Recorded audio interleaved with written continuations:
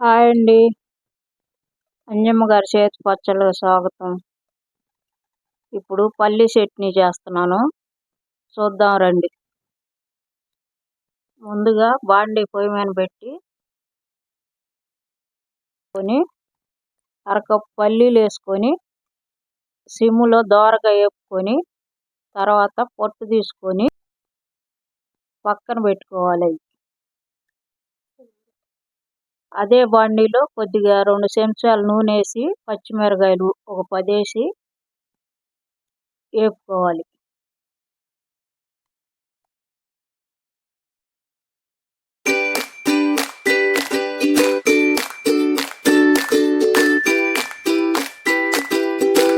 పచ్చిమిరకాయలు వేగిపోయినాయి, పక్కన తీసి పెట్టుకున్నాయి.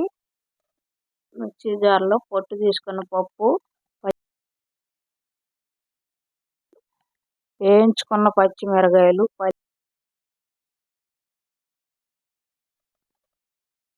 ఒక స్పూను జీలకర్ర, ఒక స్పూను ఉప్పు, 2 ఎల్లుల్లిపాయ రెబ్బలు, కొంచెం చింతపండు, నీళ్ళేసి ఇంకా మిక్సీ పట్టుకుంటామే.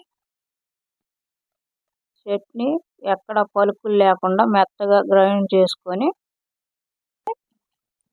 ఒక గిన్నెలో తీసుకొని చట్నీ తాలింపు రెడీ చేసుకుందాం. బాండీలో నూనె వేసుకొని కొంచెం అది కాగనిచ్చి తాలింపు గింజలు ఒకటి, కరివేపాకు వేసి చట్నీలో ఇంక కలిపేస్తామే తాలింపు. అంతేనండి, పల్లి చట్నీ రెడీ అయిపోయింది. దోశల్లోకి, ఇడ్లీలోకి, దేనిలోకైనా బాగుంటుంది ఈ చట్నీ. మా వీడియో మీకు నచ్చినట్లయితే లైక్ చేయండి, షేర్ చేయండి, మా ఛానల్ కాస్త ఫాలో అవ్వండి. Thank you.